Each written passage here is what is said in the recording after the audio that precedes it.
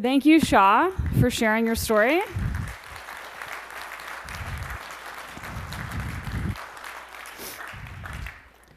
Shah's individual story occurs within the context of a US criminal justice system, and specifically a prison system, that metes out a dubious, racist form of justice, is full of trauma, is ineffective at preventing violence, and does a terrible job of supporting healing and restitution for people who've been harmed.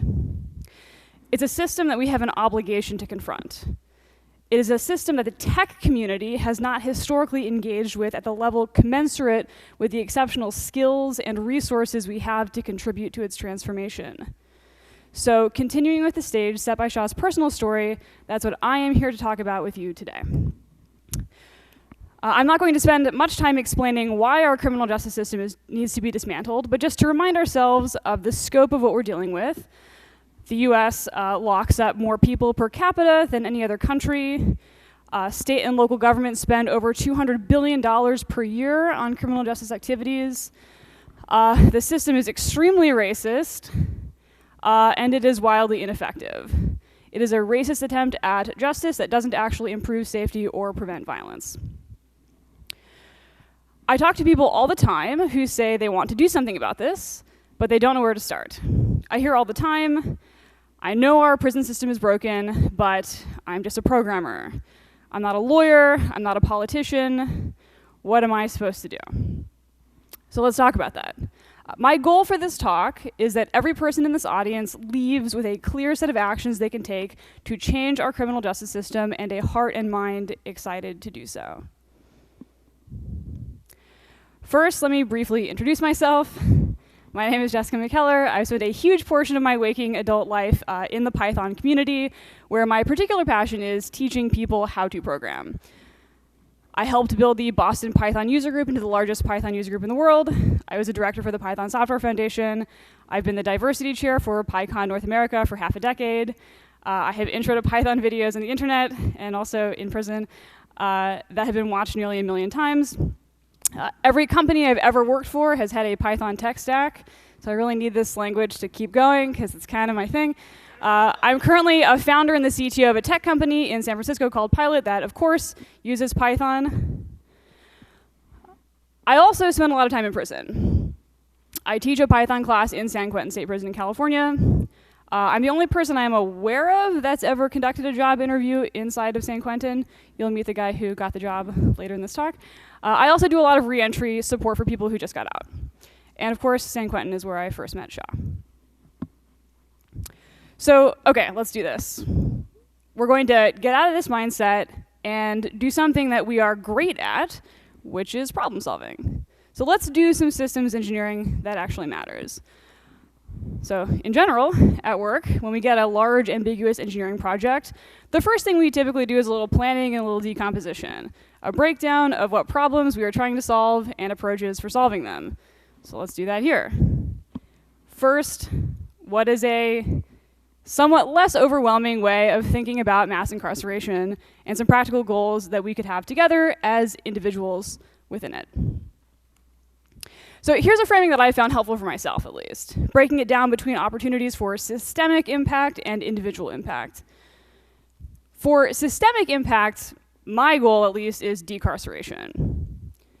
Changes to how we as a society think about crime and punishment that lead to legislative changes that lead to decarceration. Fewer people incarcerated for less time. For individual impact, by the data, 2 things that matter most are housing and employment. A safe, supportive, stable place to live, and a stable job that ensures that you'll have the money to take care of yourself and your family. So within that framing, okay, great. I mean, technologists should be great allies in the pursuit of these goals. We have access to great jobs. Tech as a sector is perpetually hiring, which is not true everywhere else. We have skills that are useful. We are tech savvy. We have technical skills that we can teach other people. We know how to make things go viral on the internet. We have money. Generally speaking, this is a financially privileged group. So as technologists, I'd frame up 3 categories of opportunities we have to affect systemic and individual impact. The first is as individuals, just as any old human beings who care about this topic. The second is as technologists, specifically, and then the third is as employers. So let's go through these. As individuals, there are a bunch of things that we can do. One really important thing is we can directly support people leaving prison. Many people who get out of prison don't have any of the basic things that we used to get by in society. No cell phone, no computer. This is real. In California, it does not matter if you've been locked up for 1 year or 40 years. What happens is, and I've been to the gate to meet people getting out, they give you $200 and a ride to a bus stop if nobody's coming to pick you up. First off, that is not a system that's trying to set you up for success, but I cannot overemphasize the importance of just directly getting money into the hands of people who need it as they get out, money and equipment. So that's thing number one. Thing number two is we can lend our time to job training and re-entry programs. Shaw spent some time talking about his experience at San Quentin and how it was so different from his experience at other prisons because it had so much more programming. So inside prisons, some people have essentially no rehabilitative or skill developing opportunities. Programs that do exist are almost entirely run by volunteers. Shaw was fortunate to spend the last several years of his sentence at San Quentin, which has an exceptional number of programs. But some of these programs are so popular that they have a multi-year wait list due to limited funding and limited volunteers. I actually asked Shaw what programs he wished had existed or that he wished there were more resources for while he was in prison, and his answers were, number one, programs on accountability, responsibility, and remorse that prepare you for the parole board. And then two, programs that teach skills that can build a career. You can make this happen in a prison near you by volunteering with an existing program or starting a new one where the need exists. And then, once people get out, local reentry programs do the hard and important work of helping people with housing, job searches, staying sober, staying safe, and a lot of other things. And again, most of this work is done by volunteers. A lot of the work doesn't require a special background. This is work like helping people write resumes, learning how to use a cell phone, learning how to use a computer. You could be one of those volunteers. And then finally, as individuals, we can't forget the reality that our criminal justice system is unfortunately a highly politicized system. And one of the ways that we can change it is by taking action in elections that impact the system. I specifically want to highlight the importance of the district attorney, which is a mostly elected position that does not get enough attention given how much influence and impact they have. So district attorneys, or DAs, are elected officials in most parts of the country. The DA decides if and what criminal charges are filed when a crime has been committed. So this includes how we prosecute crimes committed by children.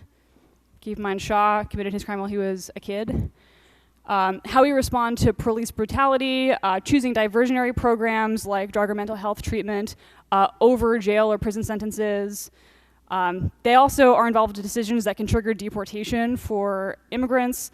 And if you want to address racism in the system, inequality in how people are treated or sentenced, this is a function that has a lot to do with that. So if you don't know who your DA is, today would be a great day to find out. And if you can vote, you need to vote in every district attorney election for the rest of your life. It's not a joke. Okay, so as individuals, there are a lot of things that we can do to help improve the system, have individual impact and systemic impact through the political process. So on top of what we can do as individuals, we have ways we can uniquely contribute as technologists. So the first is tech-focused job training and reentry. We've already talked about a bunch of reentry programs, but one job training program that may be of particular interest to folks in this room is the Last Mile. The Last Mile is a program to prepare incarcerated individuals for successful reentry through business and technology training. The Last Mile has a sub-program called Code 7370. It was started in 2014 and is the first ever computer programming curriculum in a United States prison. Started right here in California at San Quentin State Prison. In Code 7370, students learn HTML, JavaScript, CSS, and Python. There's no internet access in these programs, so everything is done through thumb drives and PDFs. Imagine what that feels like. Remember, go think back to how you learned how to program. It's not an ideal set of circumstances. But this is a small, cutting-edge initiative that isn't available to most incarcerated people. It exists in a couple of prisons in California and a few other states. Interest is extremely high. Graduates of these programs are getting out. They're getting software jobs. What would it look like if more people who were incarcerated had this opportunity? So that's one thing we can work on together. And then, as I mentioned earlier, a lot of reentry programming is about tech literacy, frankly. How to use a cell phone, how to use the internet, how to write emails well. How are you supposed to get a career-building job if you don't know how to type? Or you don't know how to use a computer to complete an online application with confidence. So I want to highlight how much of this is about tech literacy and what an exceptional group of people this room is for contributing back to this. I want to specifically call out programming boot camps as a huge area of opportunity and intersection with the work on diversity and inclusion that this community has already been doing. Boot camps, and more generally software engineering training for people who want to make a career transition, are proving to be an important reentry opportunity for people coming out of prison. However, people coming out of prison may have special needs to participate. For example, someone who just got out of prison may not be able to pay tuition, or they might not be able to afford to not have an income while they are working full-time at a boot camp, on a boot camp. So imagine a world where all of our local boot camps held slots with stipends for people coming out of prison. Like, that's a world that we could live in, and I can't think of a more perfect group of people to help make that happen with our favorite local boot camps than the folks in this room.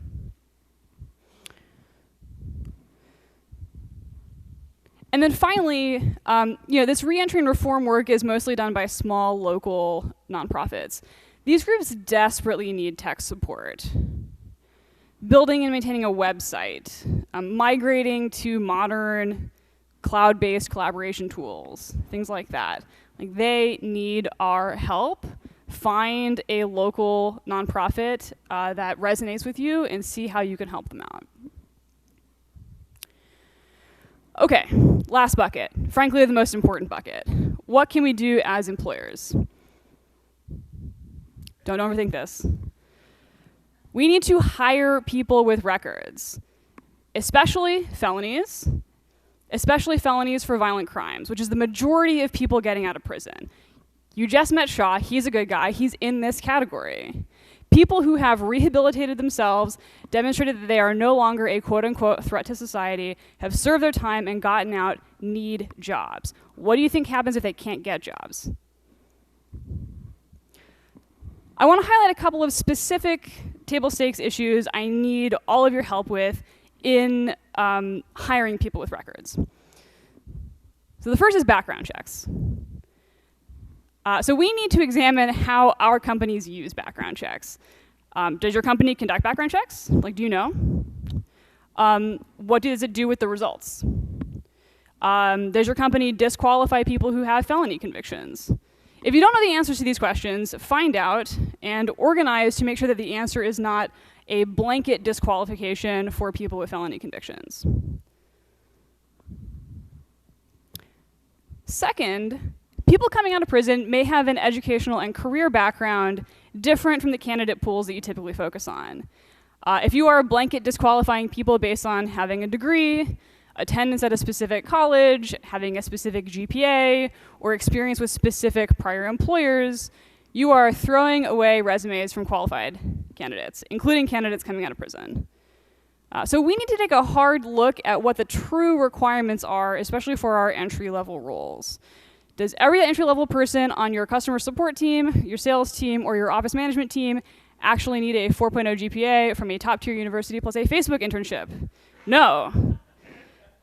They need to be reliable, sharp problem solvers with good communication skills, and we, in turn, need to have good training and mentorship programs to support entry-level employees in their on-the-job skill development. And finally, if you want to hire people with records, you need to spend time with people with records who are looking for jobs. And this is the point that really ties together all of the other activities that we've been talking about. Making a difference usually requires building relationships. There's not a way around that. So what I recommend doing is volunteering with job training and reentry programs inside or outside of prison. That's an easy way to meet and build relationships with people who have the skills and aptitude for the roles that you're hiring for. It's also just going to change your life. Just go do it. If you do an internet search for reentry programs in your city or in a nearby prison, you will find everything from academic classes to interview practice to resume building workshops to tech literacy training. All of these programs are trying to get people out and into good jobs, and all of these programs need volunteers like you. So, if you are currently employed, will you go back to your employer and follow through on these 3 things? If you aren't currently employed, you have leverage with potential employers. Will you make it clear in your job search that you care about these things? The title of this talk might as well have been Mass Decarceration. If you don't hire people with felony convictions, who will? Because this is like the most privileged sector that is hiring. We can't push this burden onto other folks. These are great, talented people who just need a second chance. Let's give that to them. Don't listen to me, though. I have never been in a prison that I couldn't leave. So let's talk to some experts. So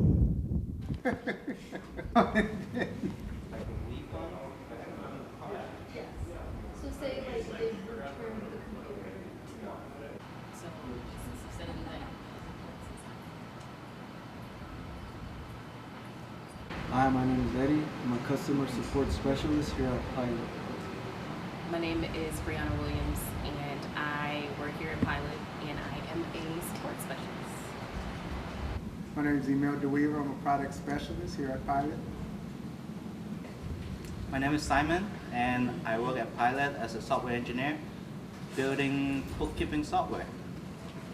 I have a partner that's incarcerated. He's been incarcerated for going on 13 years now. He's coming home. And he's going to be home this coming October.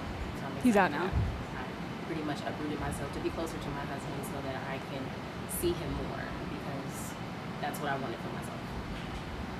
My plan for getting a job when I got out was to ask. Like, I just had to plan to ask a lot of people. Like, I've been doing a lot of work. I was doing a lot of work inside around journalism and writing and teaching.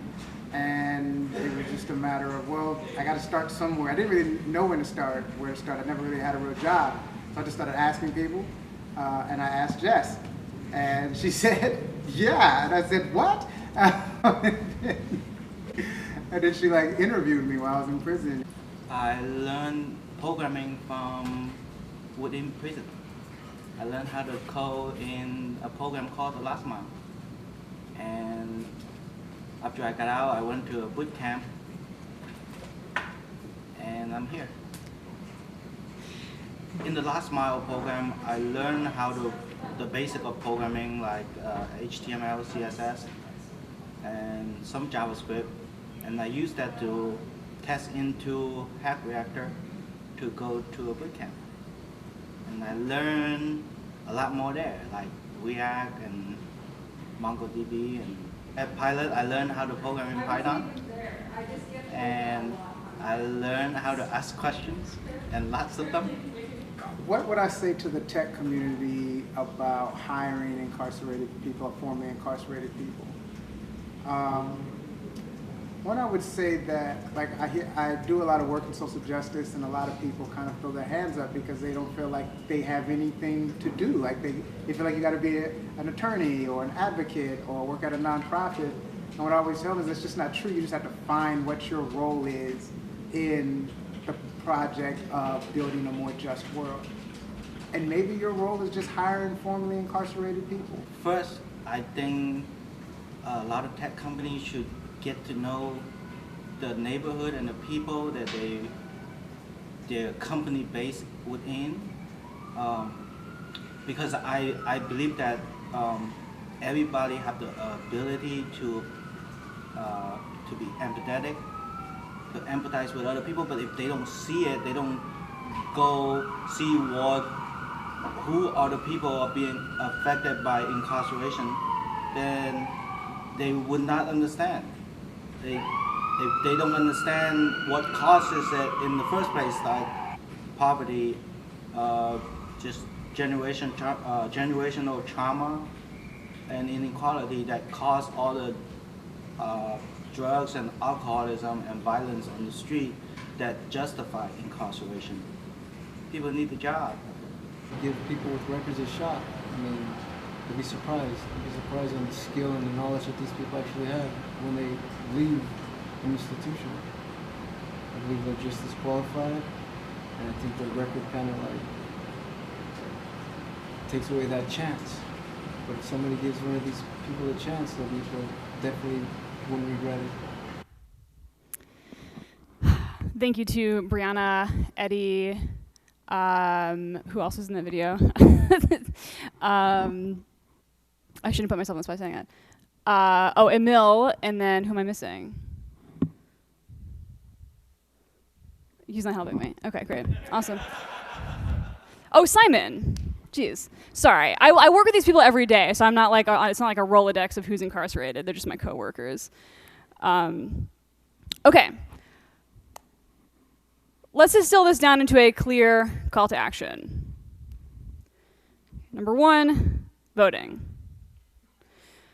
For everyone who is eligible to vote, who lives in a place where district attorneys are elected, which is most places, let's commit together today to being informed, active voters in the next round of elections for our district attorneys and really all future elections. And let's get our friends and family and coworkers to do the same. Number 2, background checks. When we show up to work tomorrow, let's ask what our policies are. Do we conduct background checks on job applicants? What do we do with that information? If you aren't working but plan to in the future, make this something that you ask about as part of your interview process. If you're the boss and you don't, in policy or in practice, hire people with records, will you change that? And then the number 1 thing we can do is help someone with a record get a job. Find a re-entry program that resonates with you, start volunteering, build those relationships. I guarantee that you will meet amazing, talented people who need your support. On top of that, I have 2 very special calls to action for North Bay PyCon.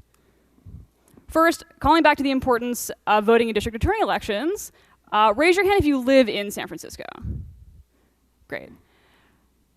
We have a historic election this Tuesday, November 5th. For the first time in 100 years, there is no incumbent on the ballot for SF district attorney, which means that we have a chance to radically inflect the trajectory of our criminal justice system.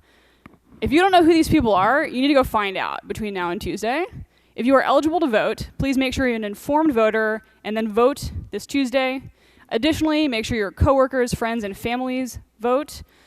After Shaw and I have spent these last 90 minutes together with you talking about the realities of our traumatic and ineffective criminal justice system, I ask and hope that you vote with the goal of decarceration.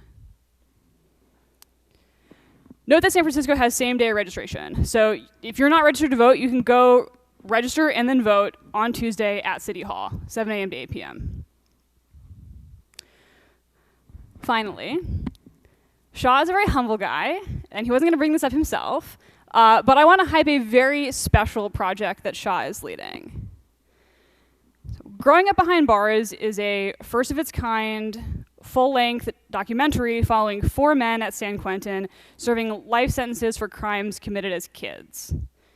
And this documentary is produced entirely by people who are currently and formerly incarcerated. It's a very unique perspective on this topic. Shaw has been working on this film for over 3 years. He started filming while he was still inside. Filming is complete, and actually 3 of the 4 guys that are being followed have gotten out. So we have this really unique inside-outside partnership, and Shaw can keep following them now that they're all out together. filming is complete, and the documentary is now in post-production. So in celebration of Shaw's keynote, we're kicking off a post-production fundraiser today. And if you are so inclined, we'd love your support. We believe that this film, with its unique access and perspective, can materially impact sentencing reform for juvenile lifers in California, which is a good thing for us to do. Okay, so we now all have a clear set of actions we can take to change our criminal justice system, and I hope hearts and minds excited to do so. Now it is time for the follow-through.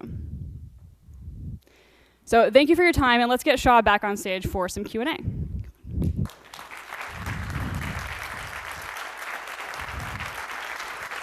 Hey. So we don't normally take questions on stage, but I will. Oh, I'm sorry. But I will make an exception for this fantastic, really deeply, truly important talk that you've both just given. If you are interested in asking Jessica or Shah a question, if you can find your way up to the area at the front of this aisle over here, and I'll have a microphone. And if somebody who isn't Russell can line up in front of Russell.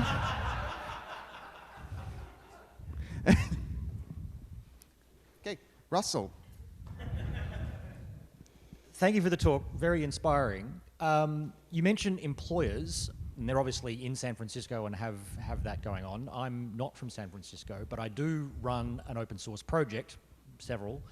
Is there anything at a project level that we're in a position to do? It seems like there are some barriers because there isn't internet access, but is there anything we could be doing to structure our projects in such a way that those inside could contribute or are able to contribute better and use that as part of that skilling up process? Yeah, it's a good question. Some of this is probably about plugging into the existing infrastructure, right? So the last mile has built up a bunch of open source software to be able to teach inside of prisons, like in this environment with restricted access. And the ways to give back might involve plugging into that and actually being a part of programs like that and making their infrastructure more robust. And then, so inside, that might be where the biggest opportunity for impact is. And then on the outside, I think this dovetails, with boot camps and with how do you get folks ready for jobs. And I mean, for me personally, the thing that made me I learned more from contributing to open source software projects than anything that I learned in school, right, for being an effective software engineer. I think that's true for a lot of people, and how can we make sure that we are plugging into where people coming out of prison are learning to program to get them those experiences? So those are the two lenses I would probably offer on that. Other? No, I mean... Oh, are we? Oh, hang on. I've got a microphone like here. Yeah, I don't have much to say. Just that programs like The Last Mile that actually teach individuals how to code, I think are a great source of talent, honestly.